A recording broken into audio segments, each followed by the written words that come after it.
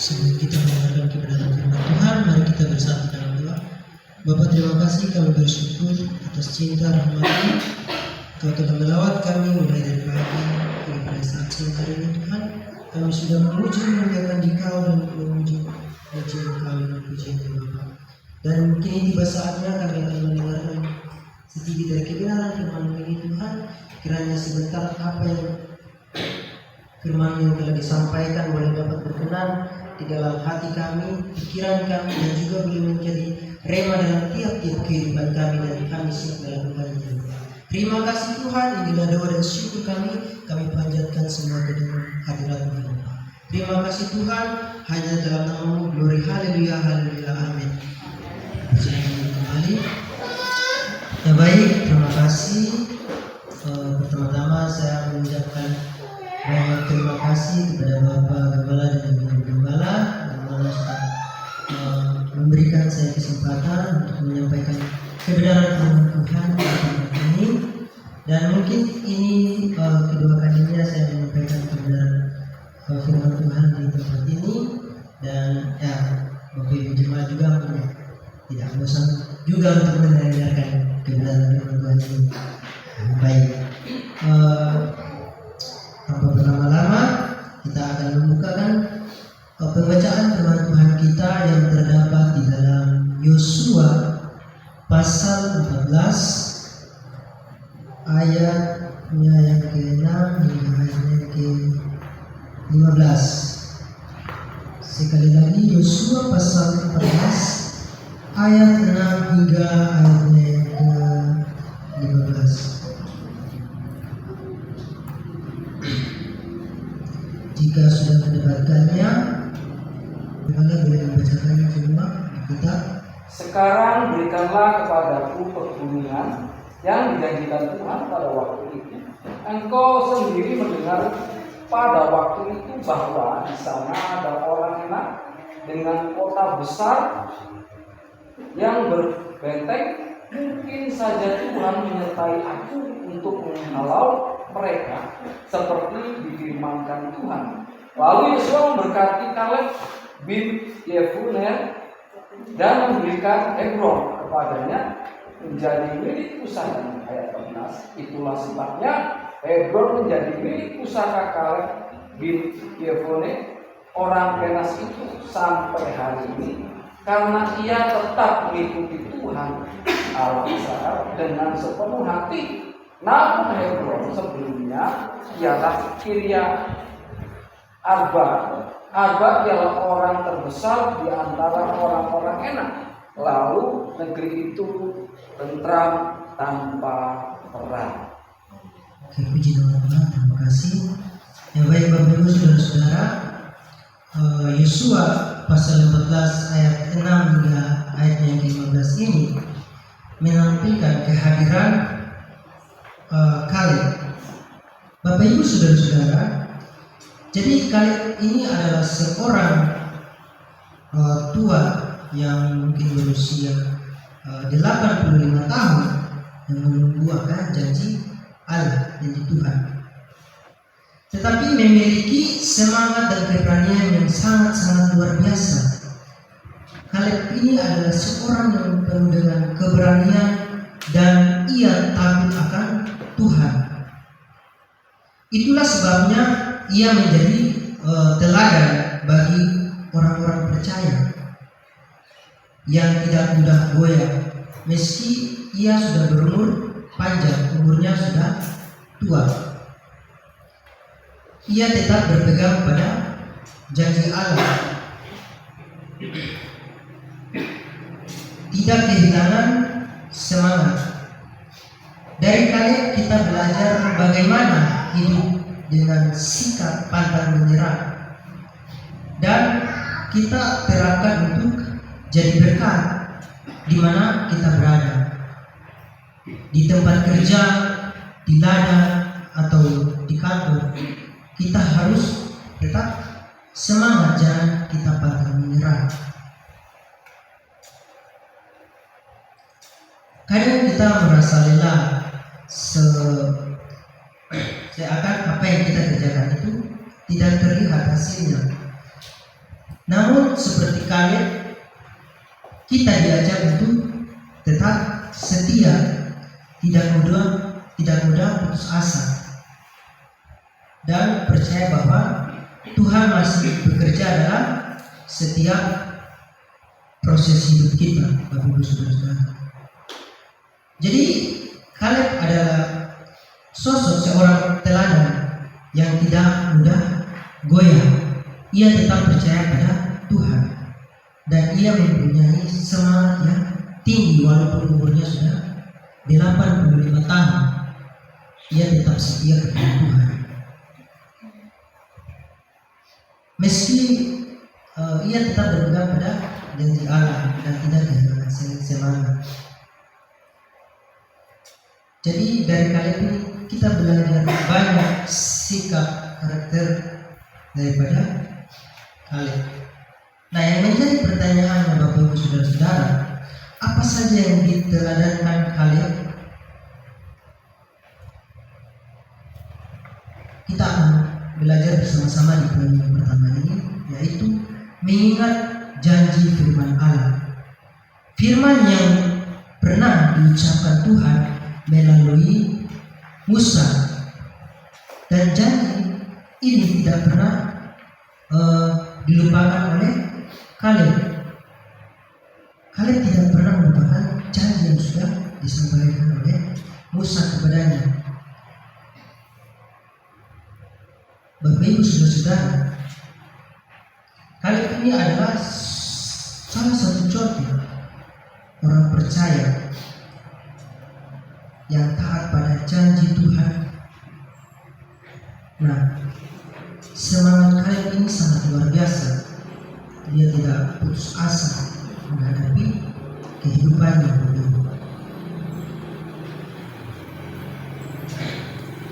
Namun teladan Kaleb ini juga mengingatkan kita,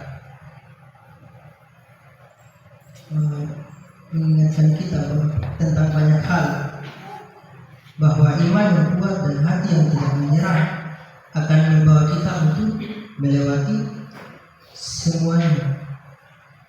Iman yang kuat dan hati yang tidak menyerah akan membawa kita melewati semua itu, Bapak Ibu jemaat yang terkasih. Kaleb mengajarkan kita untuk tetap rajin, tetap jujur, setia dalam situasi keadaan apapun. Jadi Kaleb ini walaupun di situasi apapun, situasi yang menegangkan, situasi yang menjatuhkan, dia tetap teguh pada pendiriannya sendiri. Ia tetap percaya pada firman Tuhan. Nah,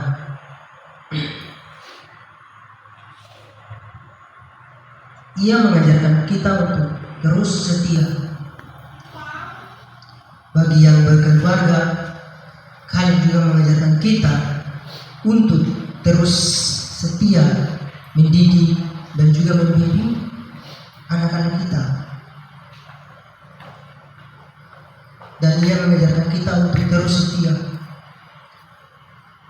Dan juga yang walaupun di keadaan apapun kita harus tetap setia kepadanya. Tuhan juga akan memberi kekuatan serta upah bagi orang percaya yang tetap setia kepadanya sampai akhir, saudara-saudara. Nah, jadi iman Kaleb ini tetap kokoh karena janji itu menjadi pengharapan bagi dia di tengah penantian yang begitu panjang. Ia menunggu janji Tuhan selama 45 tahun. Jadi apa yang Kaleb pegang terbukti benar setelah puluhan tahun ia menunggu janji Tuhan. Janji Allah selalu ya dan amin, Bapak Ibu. Nah, kita akan masuk ke dalam poin yang kedua, itu adalah memiliki karakter Allah. Jadi Kaleb berbeda dari 10 pengintai lainnya yang mempercayai dan mengikuti Jadi Kaleb ini tidak pernah kompromi meskipun mayoritas menakuti dia dan menolak dia untuk masuk ke tanah perjanjian. Jadi 10 pengintai yang bersama-sama dengan Kaleb ini, mereka kadang menakuti dia supaya jangan masuk ke tempat perjanjian yang sudah dijanjikan Tuhan kepadanya. Mereka selalu melakukan cara yang jahat untuk menghalangi Kaleb, tetapi Kaleb tetap berdiri kepada pendiriannya. Dia tidak mudah goyah karena dia yakin dan percaya bahwa Tuhan telah menyertai dia kemanapun dia pergi. Tuhan selalu mengikutinya. Bapak Ibu, saudara-saudara, karakter Kaleb ini menunjukkan konsistensi iman yang menjadi teladan setelah generasi sesudahnya. Jadi ia menyimpannya di dalam hatinya selama bertahun-tahun. Bahkan ketika keadaan tidak mudah dan janji itu seolah-olah jauh dari kenyataannya, Kaleb percaya bahwa apa yang Tuhan katakan pasti digenapi oleh Tuhan. Jadi Tuhan kita itu tidak pernah mengingkari janji. Tuhan kita itu selalu tepat pada janjinya.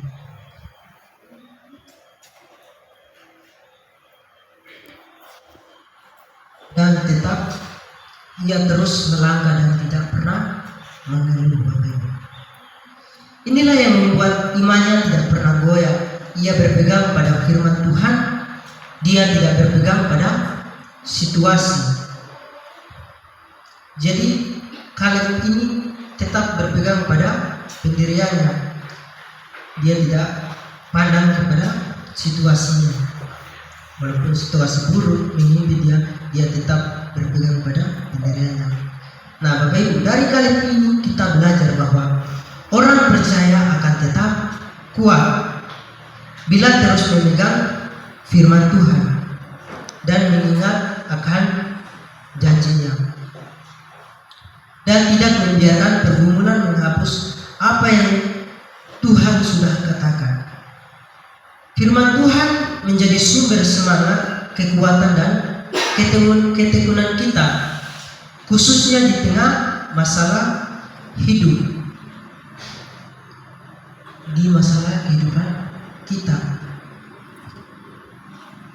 harus selalu percaya dan selalu berpegang pada janji Tuhan. Nah, dan di sini di poin yang ketiga adalah mempercaya pemeliharaan Allah. Kaleb mengakui kekuatannya masih sama karena faktor pemeliharaan Tuhan atas dirinya. Jadi Kaleb ini merasa bahwa kekuatannya itu semua masih ada karena pemeliharaan Tuhan dalam kehidupannya. Ia berani meminta Hebron bukan karena kehebatan dirinya, melainkan karena keyakinan pada kuasa Allah. Jadi tanpa campur tangan Tuhan, Kaleb tidak bisa berbuat apa-apa. Tetapi adanya campur tangan Tuhan, apapun yang Kaleb lakukan, apapun yang Kaleb minta, itu semuanya Tuhan berikan karena Kaleb percaya akan janji, akan firman Tuhan atas dirinya.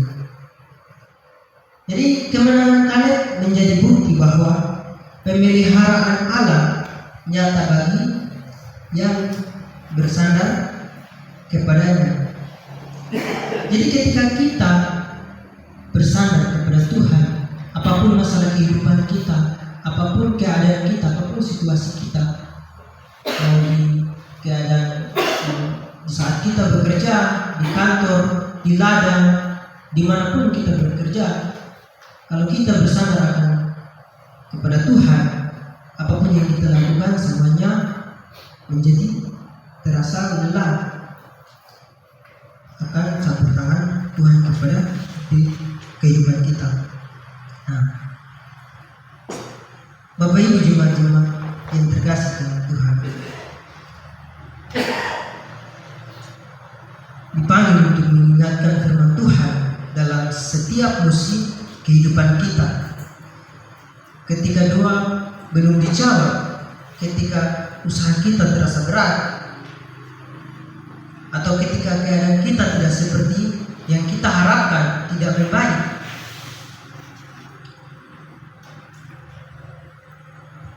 firman Tuhanlah yang menjaga hati kita untuk tetap teguh. Kaleb bertahan bukan karena kekuatannya sendiri, tetapi karena janji Tuhan yang terus ia pegang dalam setiap kehidupannya.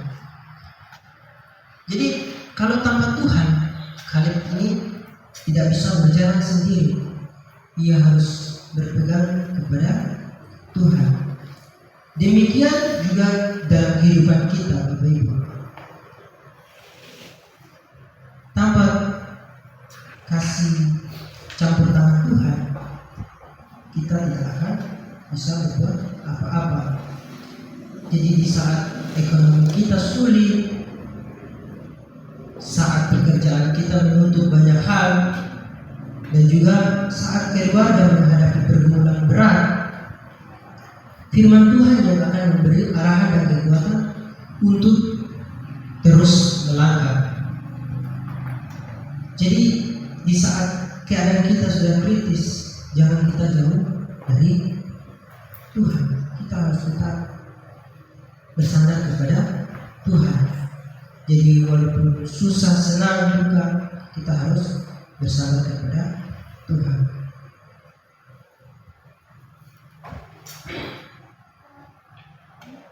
Dengan memegang firman Tuhan, setiap hati kita dibuatkan, iman kita diteguhkan, dan hidup kita menjadi kesaksian bagi orang lain. Sama seperti Kaleb yang tetap maju sampai akhirnya melihat sendiri penggenapan akan janji Tuhan. Selama ia menunggu bertahun-tahun, selama 45 tahun, baru Tuhan menggenapi janjinya.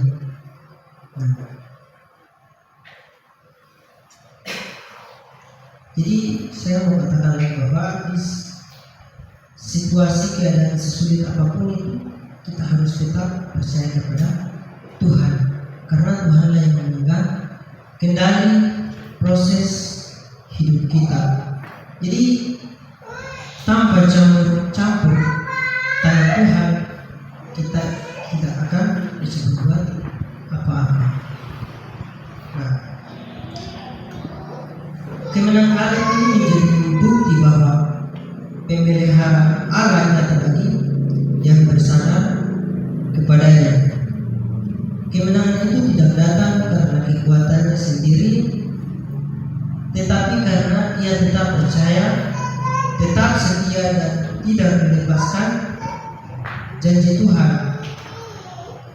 Melalui hidup Kaleb, kita melihat bahwa Allah ini selalu menepati janjinya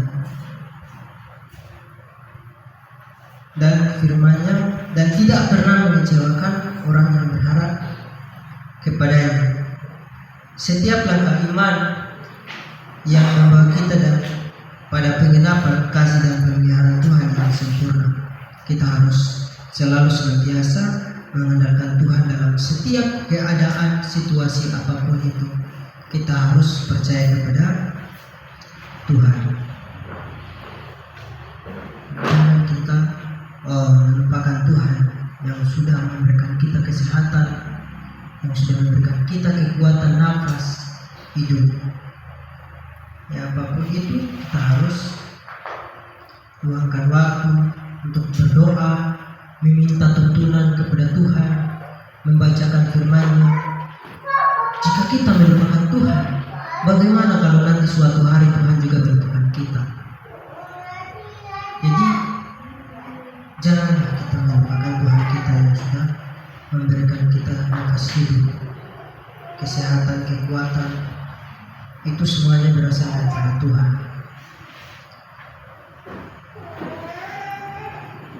Amin untuk kebenaran firman Tuhan kita pada pagi hari ini. Kita akan mendengarkan satu lagu untuk